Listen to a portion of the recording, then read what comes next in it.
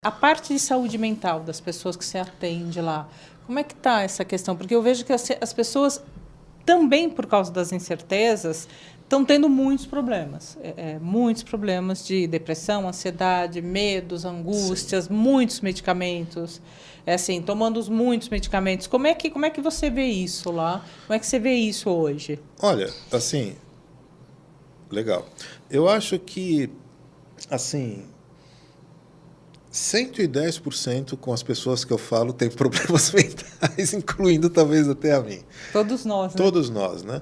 Porque uma professora psicóloga falava para mim, professora minha falava, quem não tiver, fica com medo, porque quem disser que não tem problema psicológico... No mundo de hoje, se você não tem alguma fragilidade mental, vamos diminuir aqui a palavra, vai, só para ser mais polido, ou você tem, ou teve, ou terá.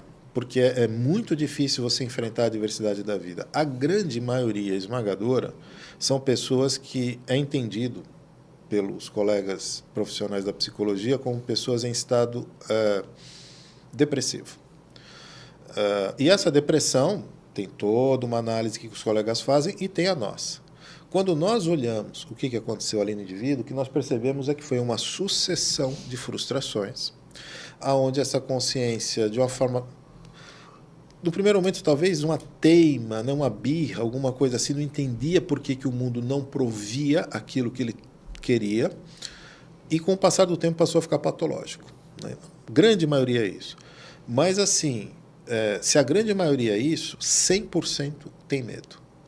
Essa, sem sombra de dúvida, e note aqui, não é que a gente está dizendo para as pessoas que elas não têm que ter medo, talvez seja impossível não ter, mas que, pelo menos, elas comecem a fazer uma ressignificação desse sentimento e transformem em prudência.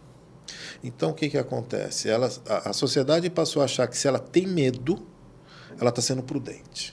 Não. Se ela tem medo, ela está construindo em volta dela uma determinada energia que faz uma desgraça para a vida dela. E ela não percebe. E quanto mais ela tem. Evidentemente, nós precisamos ter cautela. A soma de quadros depreciativos em função de frustração, somados a esse medo, isso congela os indivíduos. Ah, sim, tem a outra componente que é um dos maiores temperos, culpa. Sim. Então, essas pessoas, aí a frustração traz o quê? Culpa. Não, porque foi minha culpa, tá? Alguém tem que ter a culpa, né? Afinal de contas. Tem que ter, eu ouço isso sempre. Alguém tem que ser o algoz, né? Exatamente. Alguém tem que ser o culpado da... O depressivo, num geral, ele vai tender a se chibatar mais ainda e vai dizer que a culpa é dele. E aí essa culpa congela, ele não sai do quarto, ele não sai de nada, aí começa a entrar nos psicotrópicos e tratamento, é uma curva lamentável. Então, o que a gente procura fazer nesse sentido, e é o que nos compete, eu gosto sempre de chamar isso, né? Fazer determinados procedimentos e práticas que quebrem essas cadeias, ou que procurem quebrar essas cadeias com o amparo dessa suposto amparo transcendental aqui dos indivíduos, para que minimamente ele se equilibre, para que o psicólogo possa fazer o seu trabalho, para o psiquiatra possa fazer... muitas vezes o religioso... Saiam, né? Essas coisas que eles colocam como barreira, né? Exatamente, para melhorar o quadro do próprio ser humano, ajudar o ser humano. Né? Sim. No caso e eu trabalho com isso, olha, todo santo dia, P. Todo santo dia. Hoje eu estou aqui com você, eu não atendi ninguém, mas é todo santo dia que isso acontece. A gente vai criando uma certa habilidade, né, de lidar com essas coisas. E de perceber, eu acho, né, o que é uma frustração por algum motivo, outra por outro motivo. Sim. Porque o que eu percebo é isso, que as pessoas, assim, essa frustração é porque eu merecia mais. Aí vem a questão do indivíduo, eu merecia mais, mas todo mundo merecia mais. E vem um outro lado, que é eu não mereço. Esse é pior ainda, sabia? Então, o que vai acontecendo? Essa frustração, como ela começa a ficar recorrente, ele começa a olhar o mundo, Deus, não importa as suas crenças quais são, e ele fala assim, eu não mereço. Eu devo ter feito alguma coisa, eu fiz alguma coisa, eu joguei pedra na cruz, né? Essas coisas todas. E vão virando algumas muletas conscienciais ao contrário, que em vez de dar apoio, tomba. E aí ele não sente base em nada. A família se ressente muito. É difícil nós encontrarmos famílias com algum nível de entendimento mais sofisticado para lidar com isso. É difícil, viu? É muito difícil. Para entender, né? Porque, em geral, e no caso dos jovens, então, isso virou uma pandemia, né? Uma epidemia sem tamanho, no caso. E quanto mais da jovem... nova geração, né? Eu acho que vai piorar, inclusive. A minha opinião, quando eu acompanho essas questões, eu falo assim, ainda vai piorar, porque tem gente muito sensível que está entrando na nossa sociedade, muito sensível. E aí o que acontece? Um pai de família, uma mãe de família convencional, o que ela vai olhar? Ela vai olhar para a sua geração, para o seu momento, quando ela tinha aquela idade e tudo mais, e fala assim, mas isso que você está chamando que é uma coisa muito forte, querido, querida, isso era nada. Então, eu tinha que eu levantar, tinha que me virar, né? eu tinha Acabou. que me virar, na sua idade eu tinha que fazer não sei o quê. De fato, isso aconteceu, mas a fila andou. Querendo ou não querendo, a qualidade do contrato social ficou diferente e esse indivíduo entrou agora e não entende isso. Esse é o fato. Então, já cria uma celeuma dentro do próprio lar para isso. E aí, um vai tentando ajudar o outro da melhor maneira possível. A conclusão que nós chegamos, e eu falo isso para todas as pessoas as quais se consultam comigo, pretensamente acreditam que o que a gente possa fazer seja interessante, que é, nós precisamos melhorar a capacidade do próprio homem ajudar o ser humano. Então, a minha indicação sempre o que é? Fazer com que o seu psicólogo faça melhor o que ele não está vendo, o seu terapeuta, o seu médico.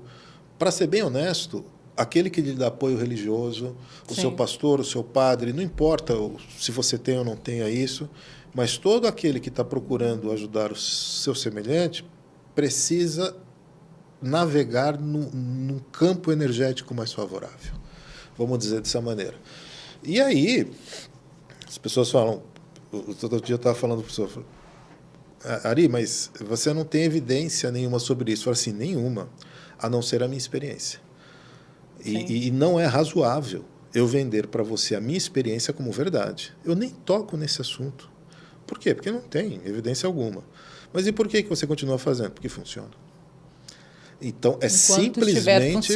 Eu tenho minhas teorias, eu tenho a minha bagagem, as coisas que eu aprendi, as iniciações que eu fiz, essa coisa toda, mas são teorias. Talvez um dia eu consiga ter certeza. Então, o que a gente faz? A gente junta todas as nossas certezas, as incertezas do vizinho e vamos fazer o nosso doce e vamos ter uma realidade interessante. E o contrato social caminha os indivíduos para esse sentido. Você vai ter que levantar do sofá, aquele é o micro-ondas, você vai apertar 1 minuto, não, eu não sei como apertar 1 minuto. Então, acredite, quando você apertar 1 minuto, vai acontecer, sai né? um prato quente de comida. Acredite, isso existe. Algo vai acontecer. Mas a senhora não vai me trazer no meu colo. Eu falo, então, eu trouxe para você até hoje. Sim. Então, me parece que o ser humano está nessa. Ele está sequelado, o ser humano está sequelado. Sim. Né? Esse é o fato. Então, não é de bom tom que nós olhemos o nosso semelhante apenas com pessoas limitadas. Você é preguiçoso, você não tem isso. Assim, o julgamento. Né? Assim como não de super-heróis. Eu vejo aqui alguns colegas fazendo capacitação nas pessoas e eles partem da seguinte premissa. Todo o potencial está dentro de você. Se você aprender essa métrica, você vai conseguir isso. Não é isso que eu tenho visto. Então, assim, eu não estou querendo desacreditar o método desses colegas, porque eu vejo que o método está correto. Sim. O que acontece é que, por N motivos, esse indivíduo que está tendo exposição a essa métrica, esse método, ele não performa. Não é uma questão de ensinar, não é uma questão de mídia, de se tem livro... Do lado de fora, né? É alguma coisa de que tem ali. Sim. Né? Não, mas então ele precisa se transformar, ele está no limite. Ele não tem. Eu não quero ser chato, mas o seu aluno, o seu tutelado, ele é um sequelado. Esse camarada aqui, ou ele ou ela, está muito mal. Sim. Então, o que a gente faz? A gente faz o que a gente sabe fazer. A gente mexe onde a gente sabe mexer e deixamos... Pode, né? Agora sim, pega a sua métrica e coloca para você ver como vai dar certo.